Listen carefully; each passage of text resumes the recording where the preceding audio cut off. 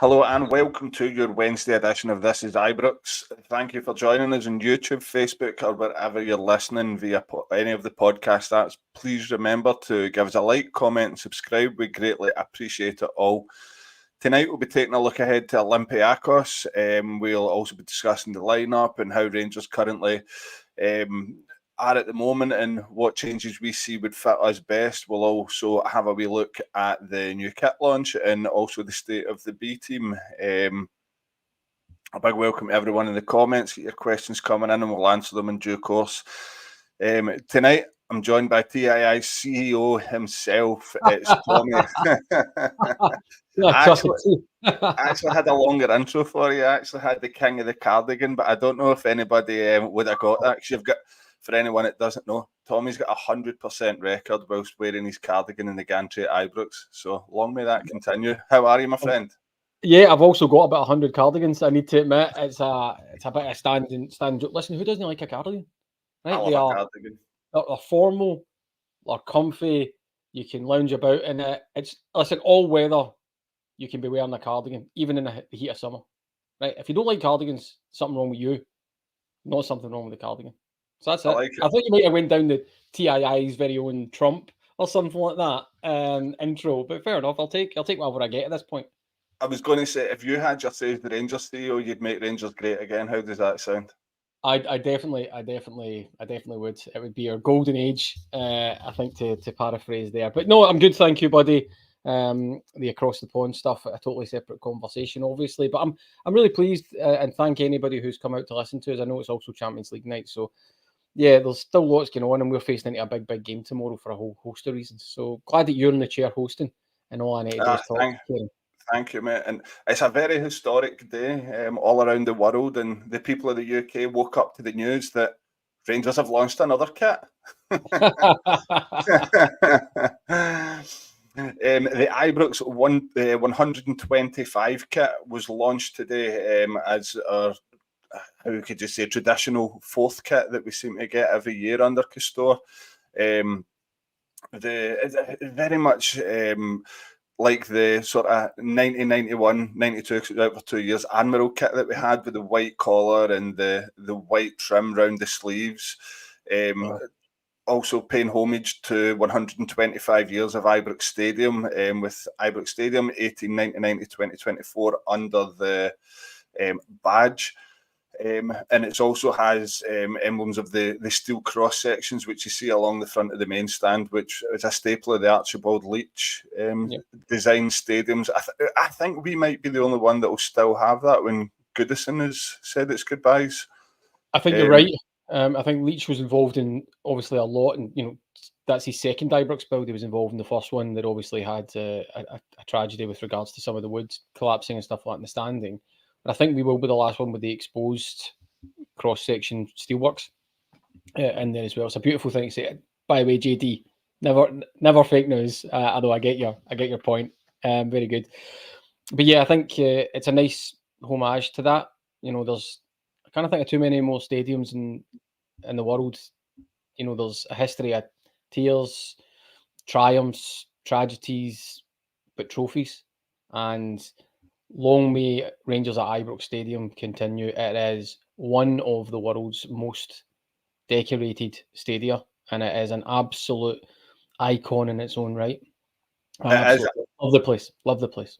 As I had a good discussion with Kyle when we covered the last game from Ibrox about what it's like walking along that main stand at the front. It is just the history behind it and the sort of aura that it carries, to paraphrase a quote from the Young'uns.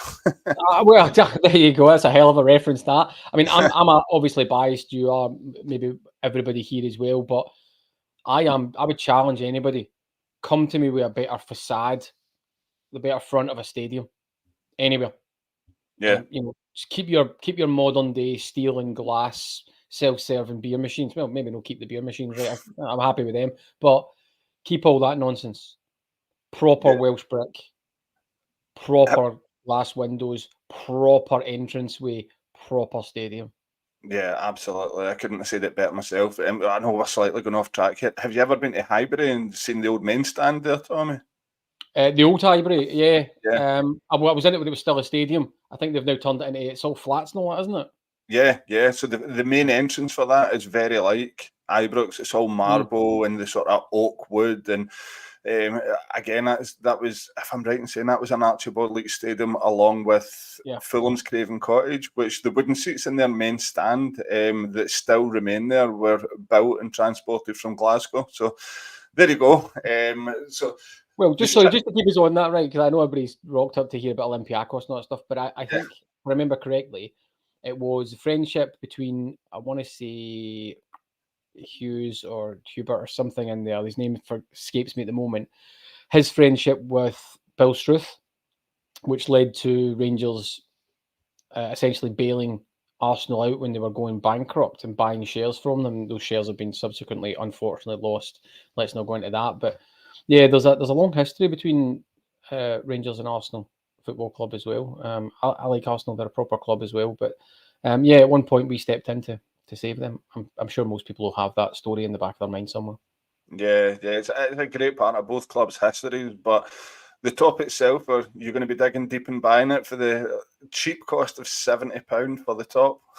Well, yeah, there you go. Castor reaching down for the normal people and all that with £70. Yeah, these things are expensive. I don't walk past that. £70 is a lot of money, and if you've got a couple of people you're buying for, a couple of kids, and they want the kits, it can accelerate really quickly, especially coming to this time of year. Yeah, that's the people I feel sorry for. And bills are tight, and money's money. Yeah, I'll be buying it because I like that type of thing. I don't buy strips just for the sake of it all the time, I need to admit, but I particularly like strips that hark back to our history. And I remember wearing that original strip that you allude to there with the white collar and stuff like that when I was a wee boy. It might be hard for the listeners or watchers to fully comprehend that I used to be a child and full of fun at some point in my life before life beat me down. Right, Rangers results beat me down. Right? It's one of them, right? But I love that type of stuff, Soonest, Mojo, etc.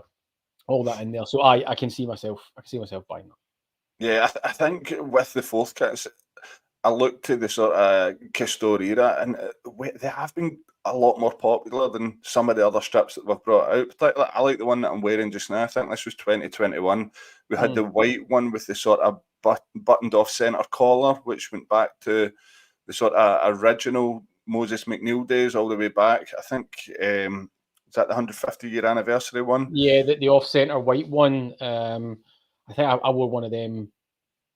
I had that on in Seville. Actually. You're right, because we got the bus back to the airport after it. I remember that, actually. Yeah. That was a cracker. I didn't like the black one last year right enough, but I didn't like the boys driving that minibus across the motorway going to Malaga Airport, was it? He flew to the airport. I was pretty much on a runway by the end of it. The plane went slow.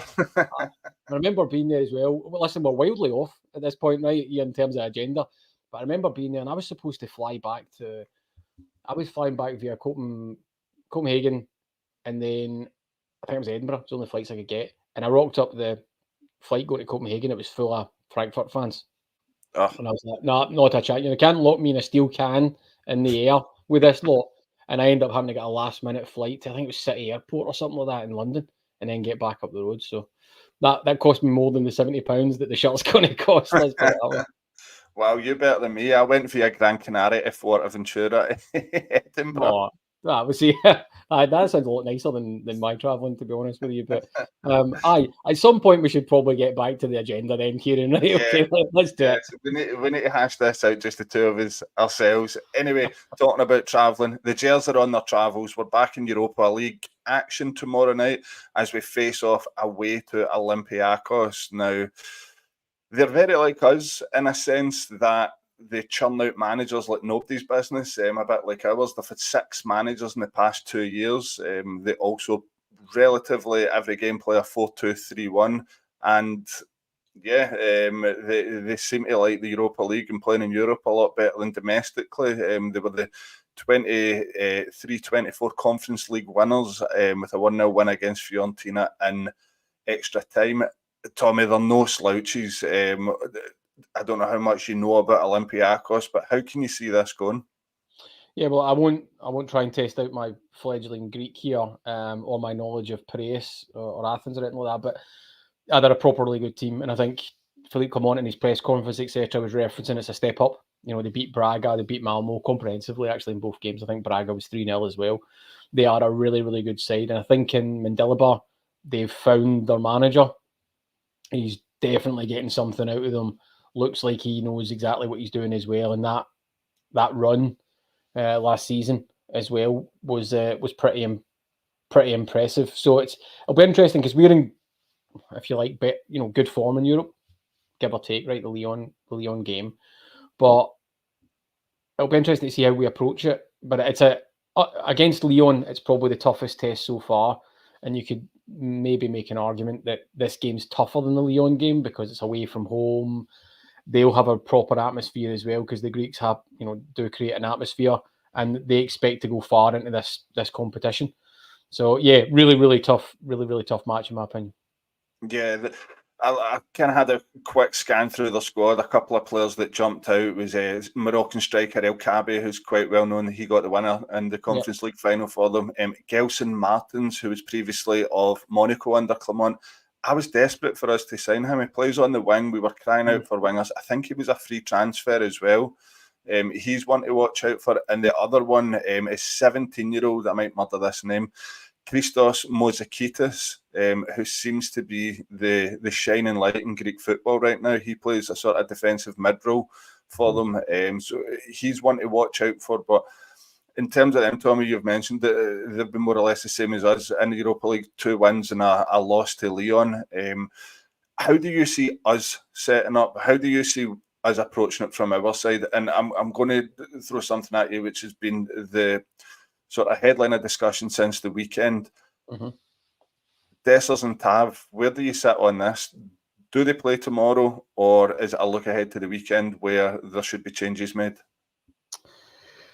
Wow, let's go back to the cardigan chat. I was pretty comfortable. I'm comfortable with that. Don't you start at me with important questions. I don't think the noise is going to change Philippe Clement's mind here, in that he's got an established captain, experienced European right back. Right, let's not forget that James Tavernier was, top scorer and stuff like that in European, the Europa League, and has played at that level quite a few times. He's in a really bad moment. He's on decline. We all know that, right? I'm packing that away for a moment. But you've got that, and you've got your experienced number 9. I don't see him dropping them, right? Especially when you've lost people like Tom Lawrence and stuff like that as well. I think it's 46 weeks or whatever it is, right? Yeah. If you turn that question the other way about, right, going into a tough atmosphere. So that's my position, right? He will not drop Tav and Dessers. They will start. That's what I think is going to happen, right? I understand why people would go, are you crazy, Tommy? Look at how Tav's performances have dropped off and Dessers can't be relied upon, right? My challenge back to that, whilst it's legitimate, would be who you're replacing them with.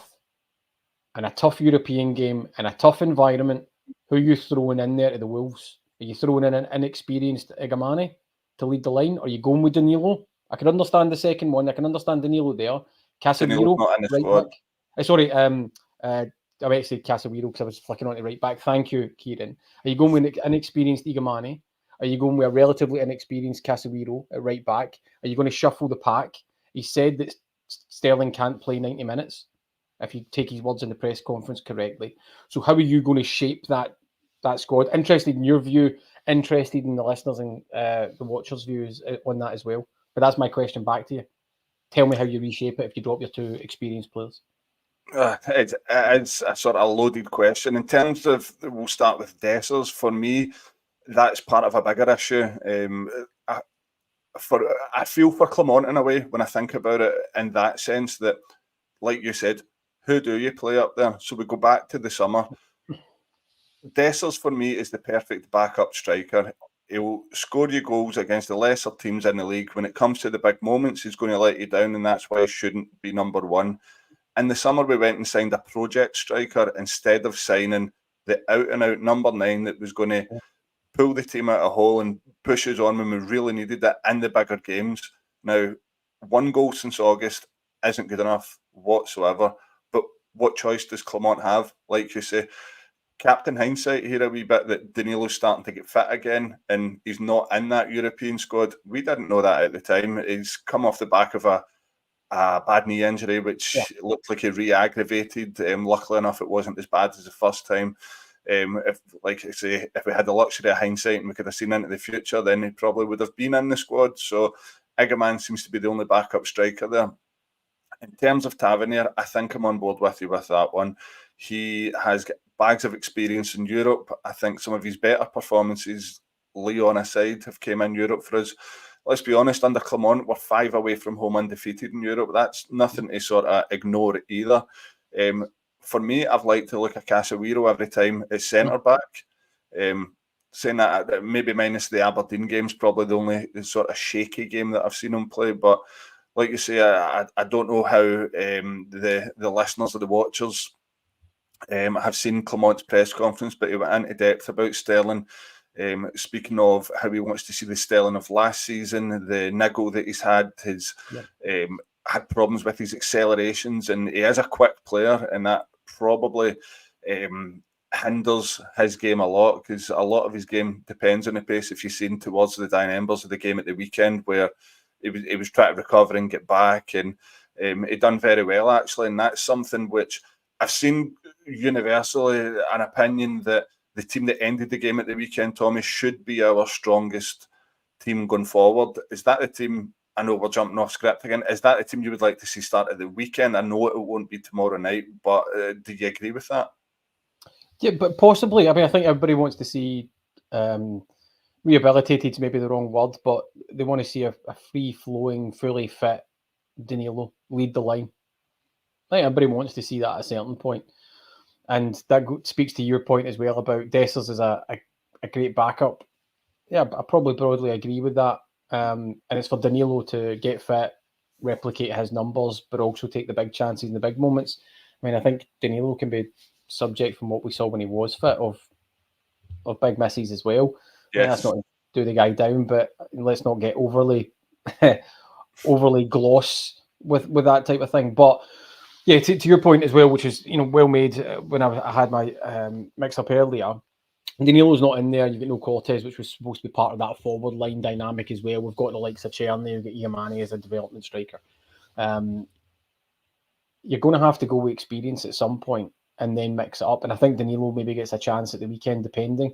The problem we've got right now is every game is really, really big, and it's trying to take chances. It's not as if we're coasting at the top of the league and you can play people in and out. But as the long-term answer, Cyril Dessers, well, I've been consistent. It doesn't matter his numbers. He's not the long-term answer. Never will be for me. Yeah. And it's for Danilo to go and take that jersey off him. Man's offering him a chance. Yeah, I agree. In terms of Danilo domestically, we've not really seen enough of him to know. It's been a shame for him. It's been stop-start, and you could throw Cortez into that as well. From what I hear about Cortez is that he's turned a corner. He's probably not too far away, hopefully. And yeah, we're yet to see the best of him, who is basically on a 5-year contract. Now, another sort of position I want to touch on, Tommy, is that number 10. Now, you've already said it, and it was announced in the press conference by Clement that Tom Lawrence is going to be out somewhere between 4 to 6 weeks. Translated in Rangers means 6 months. It's like dog years and injury, isn't it? It's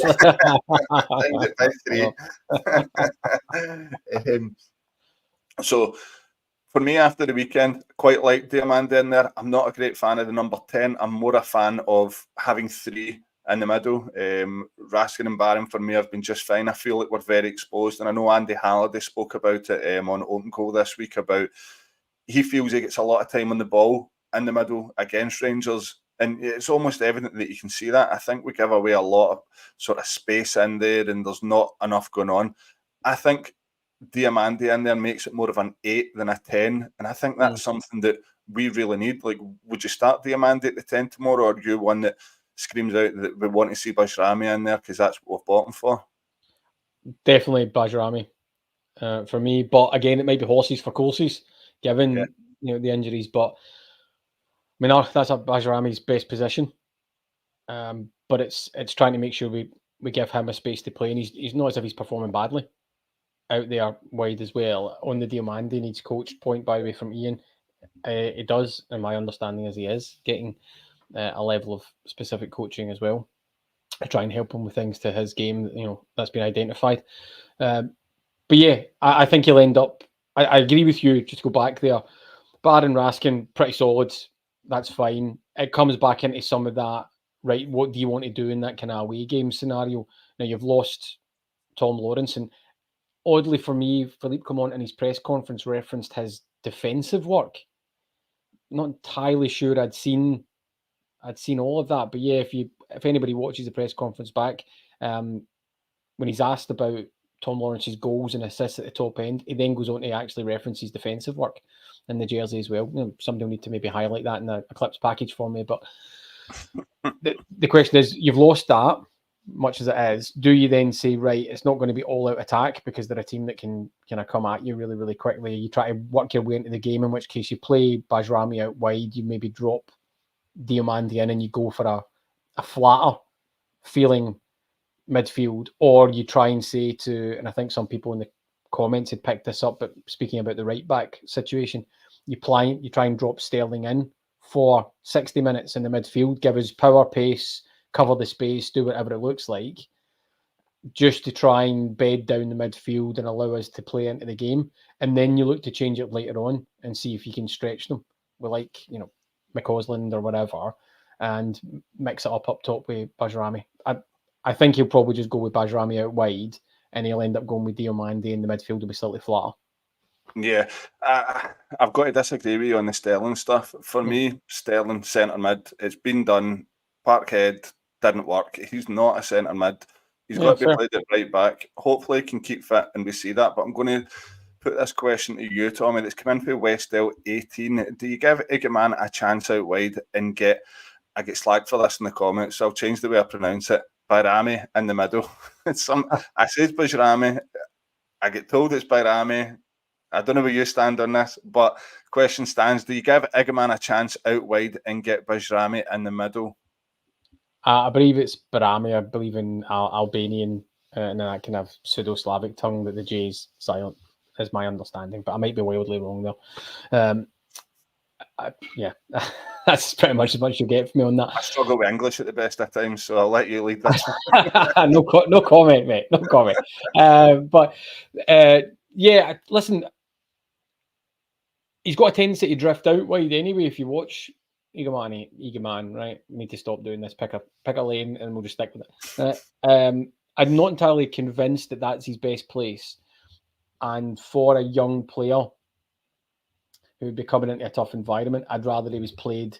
This is Egan-Riley, played in his more comfortable position, which would be through the middle, because Bajrami is an experienced player who's shown that he can do stuff on the left anyway, and I would rather have that.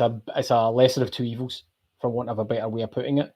So that's probably the only thing behind my thinking, rather than saying, right, you're still getting bedded in, Egan-Riley. It's a difficult away game. It's in Europe. It's all that type of stuff. And I'm going to ask you to play in a relatively unfamiliar position. I know he's played across the front when it comes to Morocco kind of unders and stuff like that, but it's still no natural. I would stick with Bajrami out wide. Yeah, I agree with you. Personally, I know he's a 10. I think he's been doing excellent out wide, maybe by the first half against Aberdeen. For me, the game tomorrow night, I talk about first halves. Kilmarnock first half, Aberdeen first half, Motherwell first half. We have not shown up in the first half of our past 3 games, and we've been punished for it. We must get this out of the system and start turning up in the first half of games. And when I look ahead to this game, this is probably the biggest game. Well, it's the biggest game since the weekend almost. But for me, a win here, I don't know if it would get people off Clement's back, but it would go a wee bit of a way to sort of start changing people's minds. Because I felt there was a glimmer of hope at the weekend when we're trying to grab on any bit of positivity, that the team that ended the game looked a lot more athletic and dynamic, and it looked more like the Rangers that we want to see as fans. Would a win tomorrow night go sort of in the right direction for Clement starting to turn things around? Or do you feel, Tommy, that people have already made up their mind and that we're waiting for the next guy to come in? I don't naturally think it's that bad. People disagree with me wholeheartedly on that. I get it. That's fine. But I think I'd said after the Kilmarnock game that he was going to be in the chair and the board weren't going to make any quick moves. Sure enough, after Aberdeen, they haven't either. You know, they are trying to stick by their man and try to give him time and give the club stability. I think if a win tomorrow or a good performance is good in and of itself, and people would say, right, okay, that's really decent. But Philippe Clement, because of the results domestically, has entered that area where it's the only thing that's going to get people off his back is a long, consistent run, including an Old Firm win, and probably picking up a trophy. That's it. I think he needs that now. People need to see all of that happening. It won't just be a look, we're sitting in third and I've cut the gap to 3 points on Aberdeen but look, I won in Greece. Nobody's buying that. Nobody is buying that. Or rather, somebody can tell me that they're happy with that, and I'd be really interested in that conversation. But he needs another domestic trophy quickly, League Cup, first one up, absolutely to claw ourselves back into the title race. And I do not mean overhauling second, I mean title race, difficult as it is, getting an Old Firm victory, having a good consistent run of victories, and people probably, if you want a kind of glassy cherry on it, seeing really electric performances because they've all been a bit workmanlike. And all of that is in the aggregate against Philippe Clement in the eyes of the support right now, I think. Yeah, I think I'll go one further and say that he has to win one of the next two Old Firms. I think because we've got the League Cup final on the 15th against them, and then they come to Ibrox just over 2 weeks later. If he doesn't win at least one of their games, then it's sugarly peg time. It's hard. It's hard to come back from that level of consistent non-achievement, especially when you are. I mean, we all know what Celtic are doing. They're in a really good place, but you got to point to something. And having another defeat in a cup final, not being able to get one of those victories, and if you're still sitting third, yeah, that's a really, really tough place for a Rangers manager. And again, I go back to it, no win in Greece is going to cover that in the eyes of anybody. No, neither for I. But when you look ahead to that League Cup final, for me, I'm sitting thinking about it here. If you win that game, mentality shifts. You've then got them just over 2 weeks away coming to Ibrox. Things could change in that sense, but it's what we do between now and then that counts. He's got to get the team confident again. We've got to sort of pull ourselves away from injuries. One good thing as well, which I didn't mention, was that Ridvan actually travelled with the squad, so it's another option at left back. Maybe gives us another option on the left with Jefty moving up one. I don't think for 1 second we would see Ridvan starting tomorrow night, but yeah, it's another positive. But I think we've done well to get to the half-hour mark. Anyone that's stayed with us, we greatly appreciate it. Like Tommy said at the top of the show, we fully understand the Champions League is on, but you guys would rather be looking at us. So Champions League of podcasts, Champions League of Rangers podcasts. There we go. That's what we'll call it. And I've got cardigans that I can sell at the end. Cardigans would make Rangers great again on them. Oh, that's what I need to get. I need to get TII cardigans for everybody. That's what I need. All the podders need TII cardigans. Must remember that when I'm next drafting up the plans. There you go. We've even started a franchise on this pod. Unbelievable, I know. But if you've stuck with us this far, so thank you very much. Please subscribe. Please share this with your friends. We know that you're all in Rangers group chats, etc. Make sure that people know about us. We try our hardest and we try to produce the best content for everyone that tunes in weekly. So we greatly appreciate it. And if you're listening on Spotify after we've went live or on any other podcast app, please give us a nice review and a nice rating, because it all goes towards us improving and growing, and that's all we look to do. Sorry, Kyran, just on that, lovely kind of backing out with the branding stuff there and getting us all the likes, which I absolutely agree with.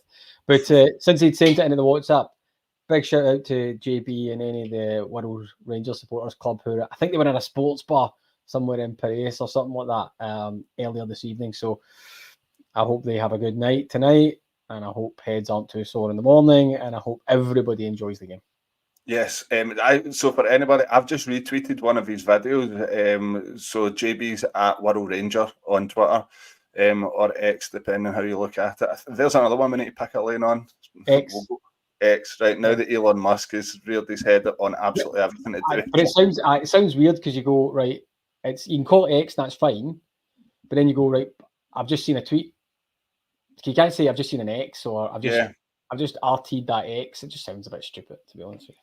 It's a tough one. Anyway, he's basically standing outside the bar and the Rangers fans are belting out Ibrox on it. It makes you jealous, doesn't it? Yeah, pretty good.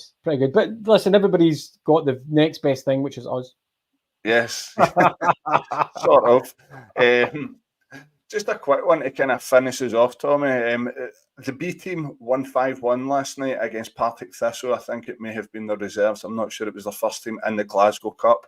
Hadji was on the score sheet along with a penalty from Chris Seedy, but it was Finlay Curtis that took the headlines with a hat-trick, which makes it 12 goals in 14 games for the B team. I think he's got a couple of assists in there as well.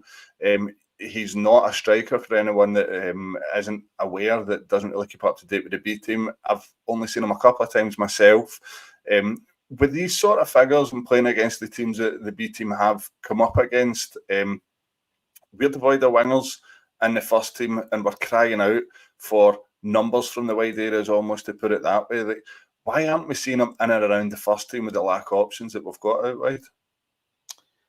Well, I mean, my understanding is he's been watched by the kind of core management team. There's been in and around the training sessions and stuff like that as well. But it's always easy to say he deserves a chance, and I agree with that. He should get a chance, whatever. But they'll obviously be looking at other things. And if you take Ross McCausland as a really good example, coming in fairly lightweight, having to learn. Does the squad have space for that right now? I think it does. I think he's due a chance. I'm a firm believer in that. But I think that's some of the considerations as well about when's the right time. And again, some of this stuff tends to go out the window a wee bit. I might be being unfair to Philippe Clement here, but teams are always great at bedding in young players and giving youth a chance when they're romping the league. It's a wee bit more difficult when everybody's champing at the bit, every decision is pulled over, and you don't get results when you're starting with youngsters. So maybe some of that's in the equation as well. But yeah, doing more than enough to warrant a place on a bench and get some minutes and being around the first team squad. Totally agree. Yeah, he's literally only just turned 18 at the start of October. Like, he's flying. He's absolutely flying. I kind of see it from both sides. I'm going to sit in the fence here, which obviously isn't very entertaining. Yes, I know. For me, youngsters getting a chance at Rangers, a lot comes down to culture. The culture of the manager was under extreme pressure to win every single game and every single trophy, regardless if it's the Petrofac Cup or it's the Champions League. You're expected to win every game at Rangers, so the manager's not going to take chances. But the other side that I see is that I don't see any harm whatsoever in playing a youngster or two at home at Ibrox against some of the lesser teams in the league. Now, I know that teams come up and they form a low block against us and it can be quite difficult, but these are the environments that we want our youth players to thrive on and to learn. And Walter Smith wasn't like sort of notorious for playing youth players, but I remember thinking back to the Old Firm game that he threw Rhys McCabe in to centre defensive mid, like a shock to everyone. I don't think he'd even made a first team appearance before that. Threw him in, gave his chance and played well, done him no harm. Obviously things unfolded afterwards, but yeah, for me there's absolutely no harm in giving these youth a chance. Maybe not against Celtic at home, that was bold, but we've had a question come in here for Hugo Bear. Would you have Finlay Curtis on the bench versus Hearts, Tommy? It wouldn't give me a violent reaction if he was. I mean, probably the question underneath that, HB, is are you putting him into the bench to give him exposure to the team and the environment, or do you think he's going to get minutes and come off and do something? So that's maybe the question. And would you throw him in against Hearts is the question. So, yeah, I end up in the same place. Yeah, give him a chance. Players are playing in the B team. If they're playing really well and they're performing at the level they're supposed to and beyond, well, the only next step for them is to get into the first team. If they're not going to get that, they're going to go elsewhere. Yeah. You look at the squad this season and you judge it across players like Yefte, Barron, even throw Igman in there. The younger players of the squad, even Diamande, these guys are only getting experience. They're only improving. We've got to be patient with them. I mean, this is something we see at the other side of the city. Their informed player just now is a guy that they wrote off the first 6 months that he was there. we need to be patient with the younger players here, because I think this is a road that we're going to go down each summer or each window, that we're going to sign a raft of young players, and amongst them you're going to hope that there is a diamond that we can improve. I think, going slightly off topic again, I think you've got to look at guys like Kyran, who went to Coventry for $1 million. He's now went to Sporting Lisbon, got a hat-trick last night against Man City, and he'll probably end up going for triple figures. Every club, you're absolutely spot on with that, right? Every club is littered with players who turned up, didn't work, went somewhere else, were amazing, vice versa.